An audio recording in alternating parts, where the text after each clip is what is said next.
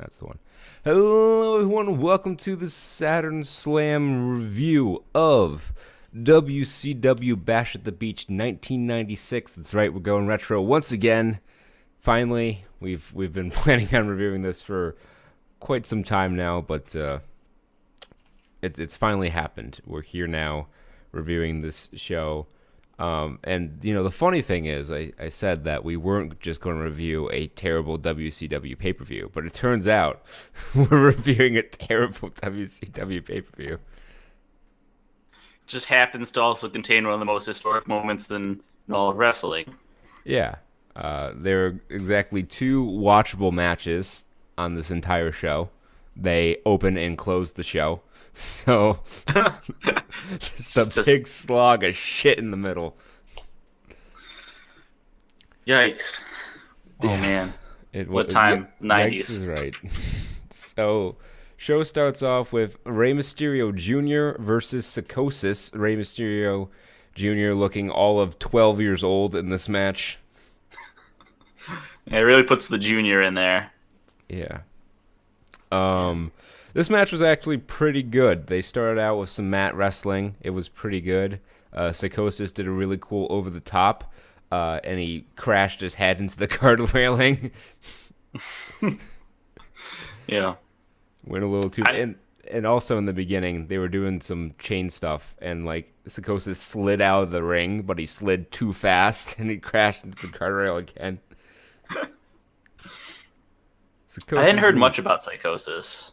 Yeah, he was around this time for a while. He wrestled a lot in Mexico, which we don't have too much footage of. Well, we personally, footage exists, I'm sure. But, we don't follow the Mexican scene that well. And he wrestled a bunch in ECW. This match, they ran a whole bunch in ECW. It was like Feud of the Year in 95 or something like that. And then WCW is like, we have money, and we see this is working somewhere else. So in typical WCW fashion, they just bought it. A strategy that would kill them later on. Whoops. But for now, it worked. So they did some more wrestling. Ray did a spinning Frankensteiner off the apron onto the floor. His head came inches from the floor. But to my knowledge, he never hit his head doing this maneuver, which is fucking amazing, really. Yeah. That's precision wrestling. Yeah. Yeah, so he narrowly avoids the floor, but he sold it anyway. So they were both... they both took some crazy hits in this match doing their moves, but they kept going for crazier and crazier moves as the match progressed. Just flippy shit. Yeah, so they crashed and they got up with no noticeable effect on their performance. Psychosis hit what is maybe the greatest hot shot in the history of wrestling, where he dropped Ray throat first on the top rope and then did a senton from the top rope to the floor, which appeared to shake himself up quite a bit. Yeah. The recoil damage there. Yeah. Ray then did a springboard Hurricane Rana for a near fall, and then a springboard dropkick from the apron to the ring. Came off the top with another spinning Frankensteiner. He was a big fan of the Frankensteiner in this match. I think 90% of his offense was Frankensteiners, but goddamn were they beautiful. You can do them. It works. Yeah. And can you imagine, I know you've never seen Scott Steiner becoming Big Papa Pump. But can you imagine Scott Steiner doing a Frankensteiner? Can your brain process that? No. Well, that's how the move got its name. Scott Steiner, believe it or not, was once an incredible athlete. And now he is a boulder. He is a swollen water balloon of a man. Psychosis hit an Arabian moonsault, followed by a springboard drop kick to the back. Oh, no, I'm sorry. That's Ray did that. Matt DeFleur, he then did a twisting acai moonsault and crashed. His knee hit the guardrail on the flight over. He would have surgery 6 times on that knee because of shit like this. Bring it in. Just bring it in. Yeah. Went for another springboard hurricanrana, but Psychosis turned it into a powerbomb. Psychosis then took him up for a top rope splash mountain, which would have killed the man, but it was reversed into a Frankensteiner for the pin. They interviewed Conan, who gave the recap of what that was exactly to the American audience. All throughout this match, they had Mike Tenay as the fourth man in the commentary booth. And you had Mike Tenay, Dusty Rhodes, Tony Schiavone, and Bobby the Brain Heenan. So you had two of the greatest wrestling commentators of all time, and Mike Tenay and Tony Schiavone.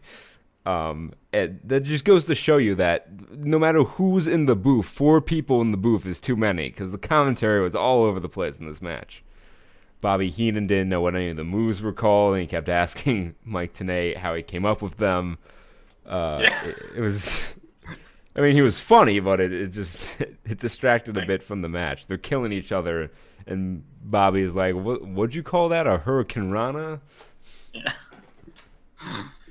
Make that down in Mexico way. Then we had John Tenta, the former Earthquake, versus Big Bubba Rogers with Jimmy Hart, member of the Dungeon of Doom, which was basically a gaggle of Scooby-Doo villains. And what was billed as, and I'm not making this up, a Carson City silver dollar match. Yeah. Oh my God. There were some ridiculous like stiffs and like specialty matches on this card. I'm looking at the Wikipedia of the card here. I clicked on it, and it's taking me to some other hardcore variations, such as the Clockwork Orange House of Fun match, the Fans Bring the Weapons match, the Taipei Death match, and the Barbed Wire Massacre, where the ropes are barbed wire. Yeah, CZW does a lot of barbed wire rope matches. You could not pay me enough money to wrestle in a barbed wire rope match. I feel like the wrestlers are the same way, but they're just like, well, you know. Well, that's how Dean Ambrose got to start. As you put in that team also, for free, you start using your body as a bargaining chip. You're like, I'll do glass for X amount, and if you want barbed wire, you got to throw in Y extra dollars. Wrestlers and prostitutes just sell their body for money. Phil Swift, I'm a prostitute. Also in this match, that you don't see in modern wrestling anymore, is the hair cutting. Yes. So apparently the story was Big Bubba had cut some of Earthquake's hair off, which is why he was sporting his unique hairstyle of just missing patches of hair. It didn't help that he was already going bald, but yeah, it was not a pretty sight. No. So they claimed Earthquake here was 500 pounds. I'm not sure about that, but he was quite round. Yes. So I think we should explain for those of you who aren't aware, because why would you be? A Carson City silver dollar match is a sock on a pole match in which the sock is filled with silver dollars, presumably minted in Carson City. Yeah, I don't know. But also, secretly, inside those silver dollars is depleted uranium, because the force at which you can swing this is enough to send a man through time into next week. With a single strike. Judging by the end of this match. Yeah, so this is a pole match between two guys who really couldn't climb a pole. It's like a fun grease pole, like Catch the Grease Pig match, where you just watch it to see them fail.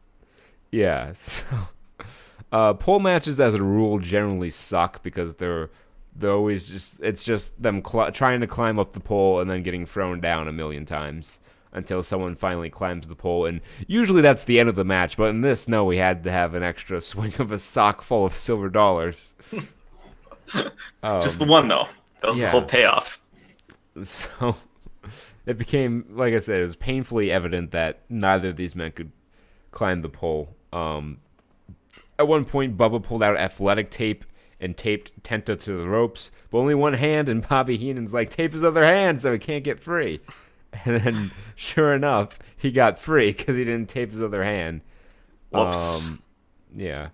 They didn't seem to know that this was no DQ outside of the sock full of silver dollars, because they were surprised that he didn't get disqualified when he was hitting with the belt right in front of the referee. So they're like, I guess it's no DQ. Oh. I feel like they made this up half an hour before they went live, and they're just we got sock, I got quarters. Let's do it. We'll make it happen. Yeah, it just wouldn't be WCW if if everyone knew what was going on. It wouldn't be WCW. Like, everyone has to be completely oblivious to what the fuck's going on. So John Tenta took the scissors and he tried to cut the straps holding the pole. At one point, 55-year-old at the time, Jimmy Hart, shimmied up the pole like a Randy Spider Monkey. And as he was going up, Earthquake power slammed Bubba, and as Hart came down, he was waiting there. He got the sock and hit Bubba once. Big Bubba, who probably was every bit of 6'6", 6'8", maybe even, easily 320 plus pounds, leveled with one swing of this mighty sock filled of silver dollars. Cold cocked with a scrotum full of coins.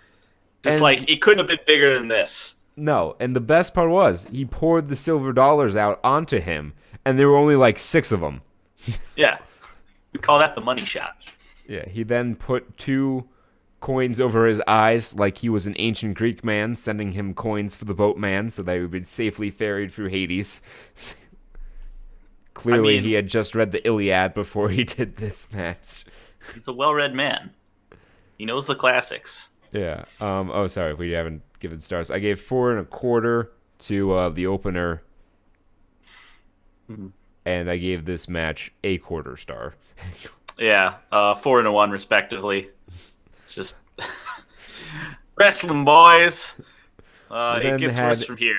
Diamond Dallas Page, who is a good wrestler, versus Jim Duggan, who is not, in our second stipulation match of the night, a taped fist match. Like, what does that even mean? They just tape their fists. That's what some dudes regularly do.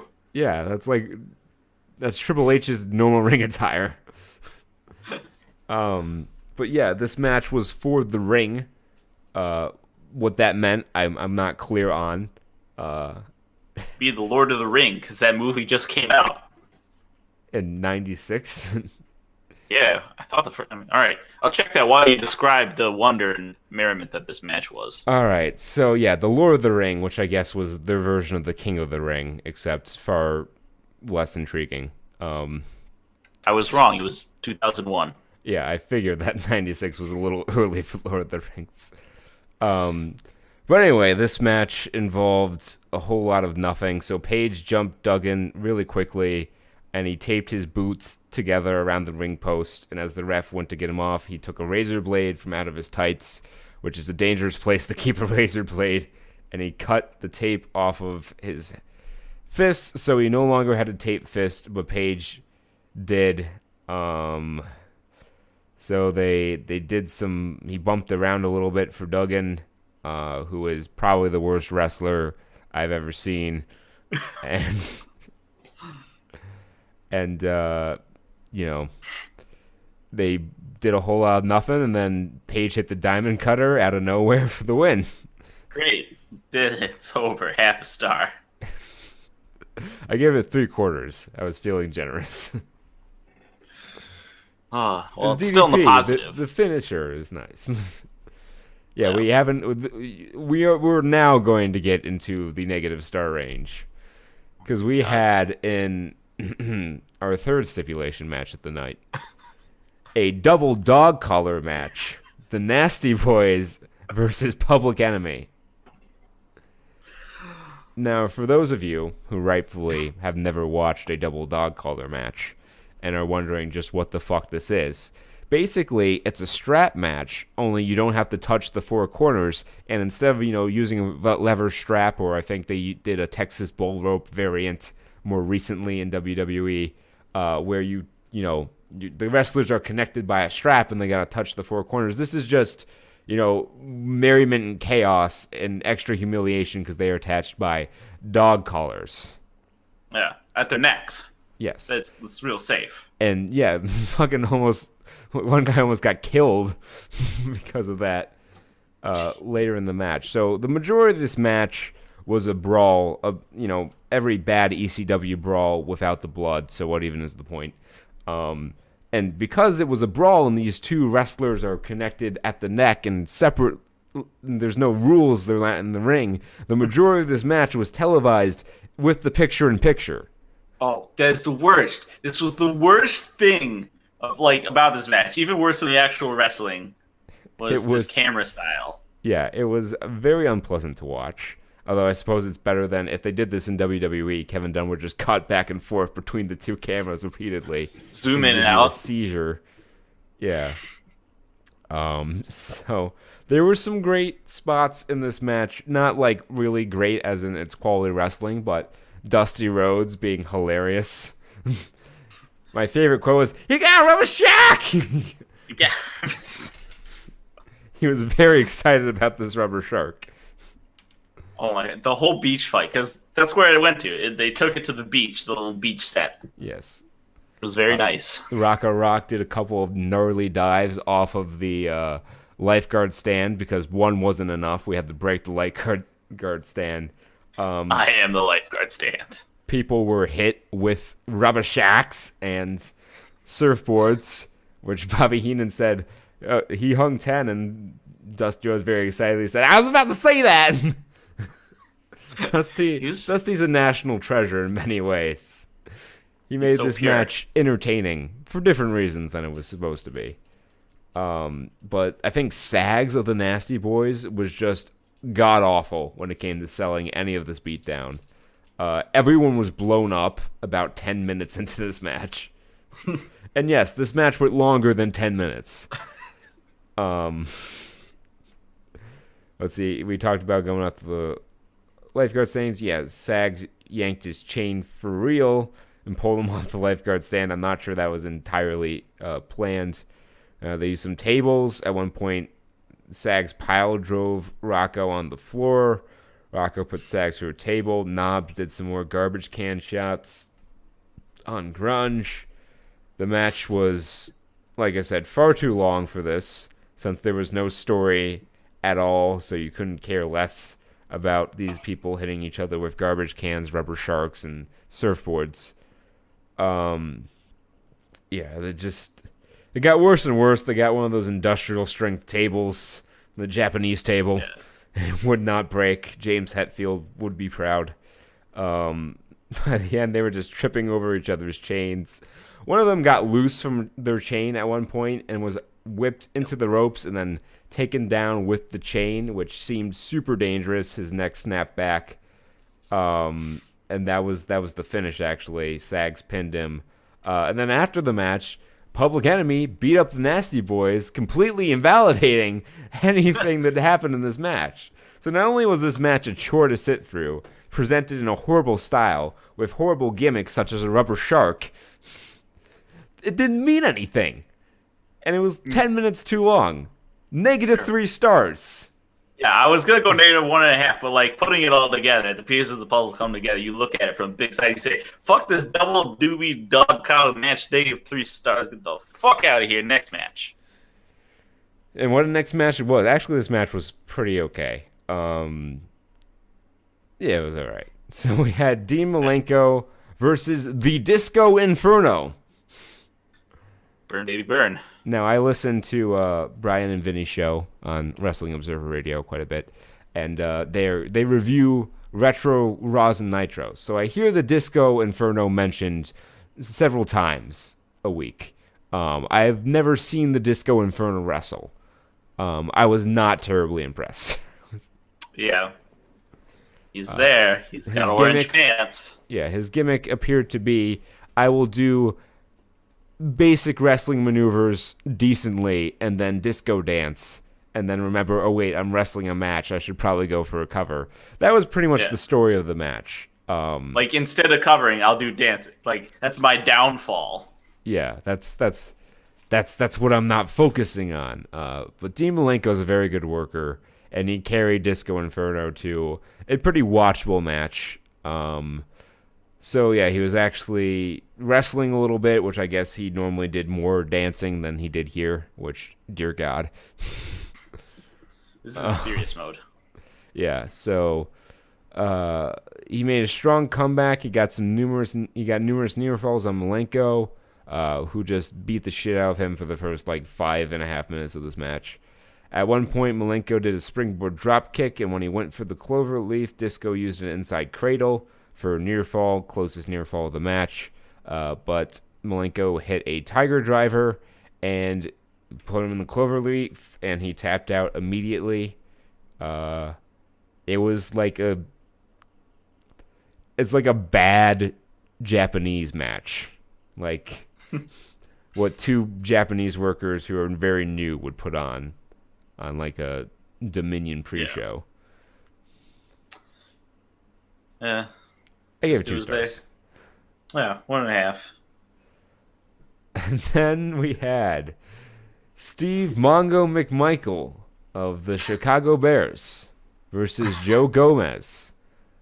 And what can only be described as something that happened. Yeah, I don't even.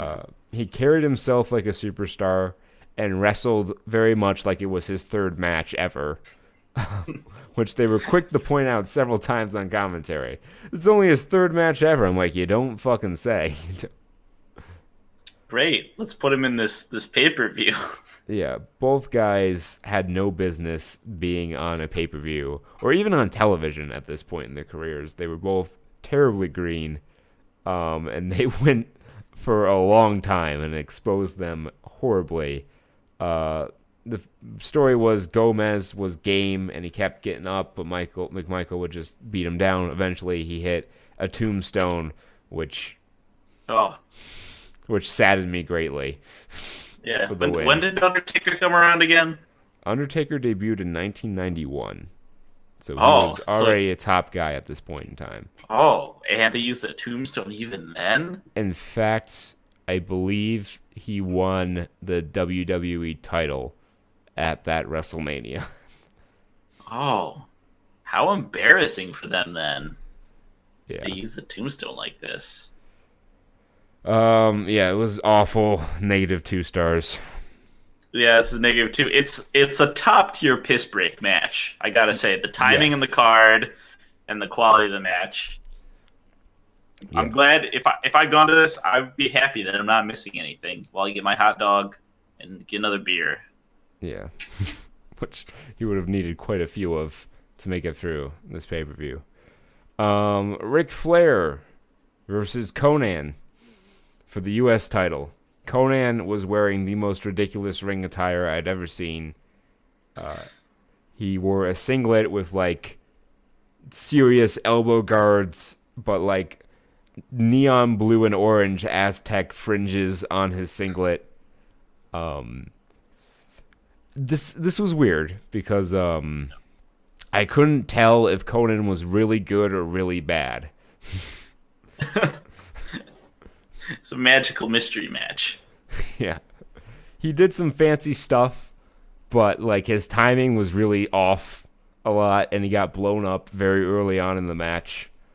This is probably the worst Ric Flair match I've ever seen. The story was he had Miss Elizabeth and Woman. Yes, that was what they called her, Woman. Great. Woman was great. Yeah. She was so angry. She was screeching. Oh my God, this woman had some lungs on her. And she made a move on Mean Gene. Mean Gene's like... she tried to seduce Mean Gene Okerlund in a segment that made anyone with a conscience very uncomfortable. Mean Gene's a professional. He is a professional. Mean Gene was great on this show. He's always great. Not much else was. So... they did some subpar wrestling. Ric Flair did his best to make him look good. But he definitely, at this point in his life, was living up to Scott Steiner's promo of him having more loose skin than a Shar-Pei puppy. Yeah. He was jiggling. The commentator said this was the best shape he's ever been in his career. God, I hope that's not true. Oh, jeez. But he could still wrestle very well. Eventually, this ended where a woman gave him a nut shot. Or no, he gave him a nut shot. That wasn't the near fall. She shanked him with her stiletto. That was the finish. In the Ric face. Flair won his 6th U.S. championship, and that was mercifully the end of the match. I gave it 1 3/4 stars. Yeah, I'll be generous. Let's say 2 stars. We then had the Giants, a.k.a. The Big Show, a.k.a. Paul White, versus and Kevin Sullivan, the Taskmaster here, because they are the Dungeon of Doom, with Jimmy Hart once again making an appearance, versus Arn Anderson and Chris Benoit. Awesome. Very pairing I forgot existed, to be perfectly honest with you. So the story of the match was they weren't letting Giant get in. They would just continually beat on Kevin Sullivan. Arn Anderson did some pretty cool tag stuff, like where he would like grapevine his legs when he made the tag so he couldn't get to the corner to make a hot tag. Outside of that, it wasn't much. Sullivan got the shit kicked out of him, but he didn't sell much. He made a comeback when he gave Anderson the sloppiest monkey flip in the history of monkey flips. Then Giant made the tag. He ran wild. Eventually hit a choke slam on Kevin Sullivan, he hit a choke slam on Chris Benoit for the pin. But Benoit wouldn't stop beating Sullivan.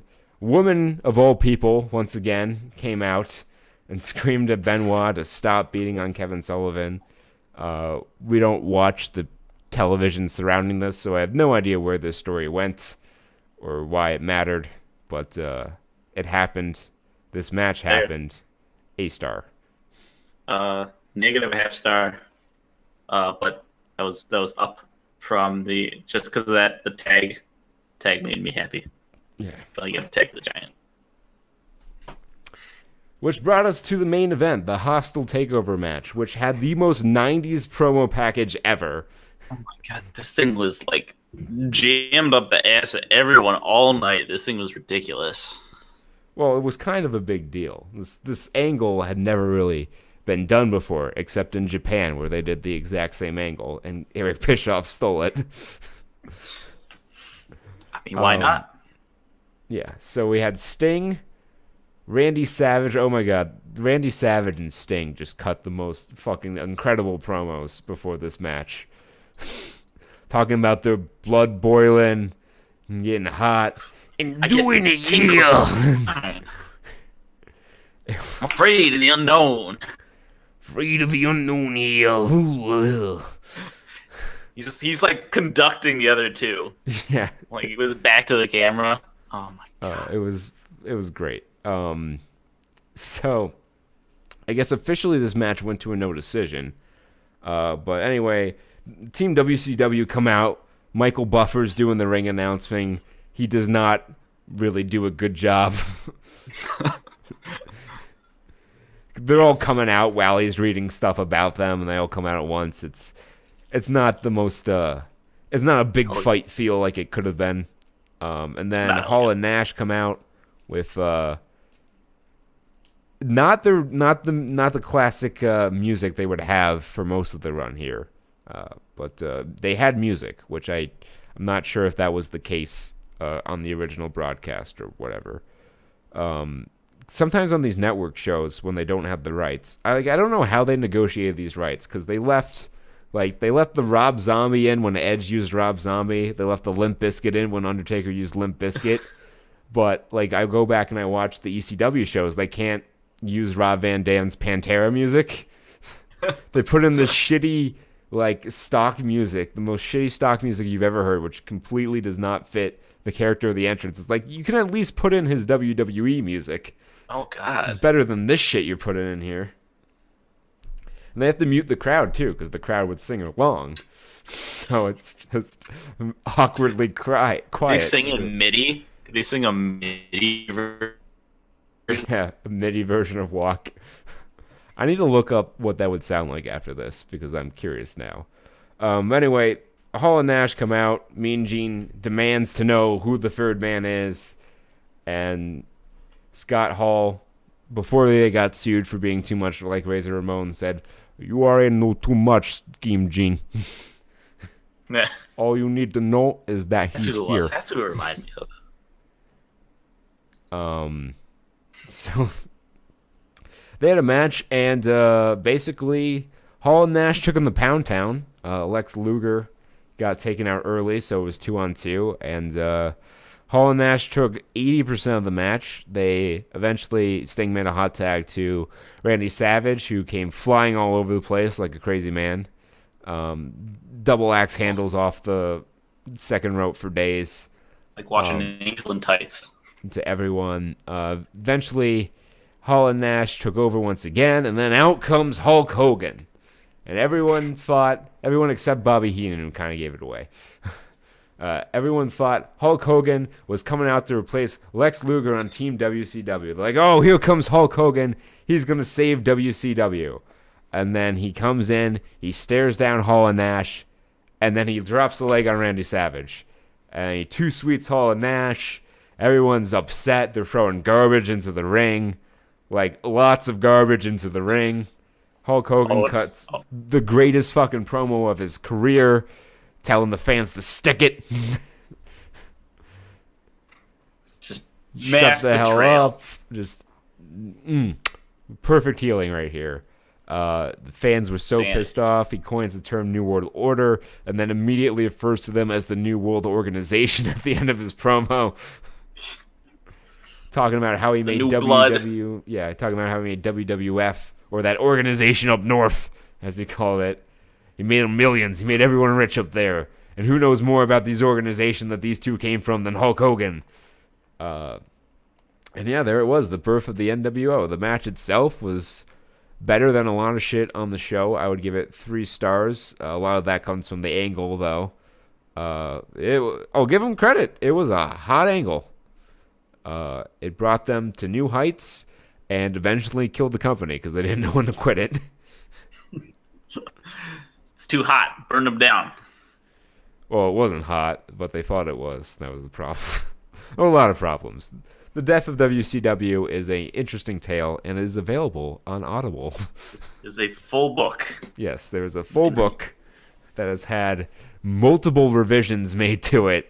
It's actually quite the entertaining read/listen. Death of WCW by Brian Alvarez and R.D. Reynolds. If you ever have the time, I do recommend it because it is an interesting tale of just pure idiocracy in some points. Like, it seemed like the company was actively trying to kill itself. Because whenever something would get over, they'd just kill it dead for no reason whatsoever. Yeah. If you're paranoid about the corporations taking over, this is a little counterpoint. Yeah. Yeah. If you ever think WWE is bad, then just read The Death of WCW and learn that we are still quite a ways away from peak WCW badness.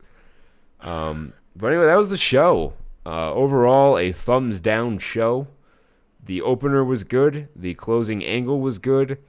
I guess Malenko and Disco Inferno wasn't terrible.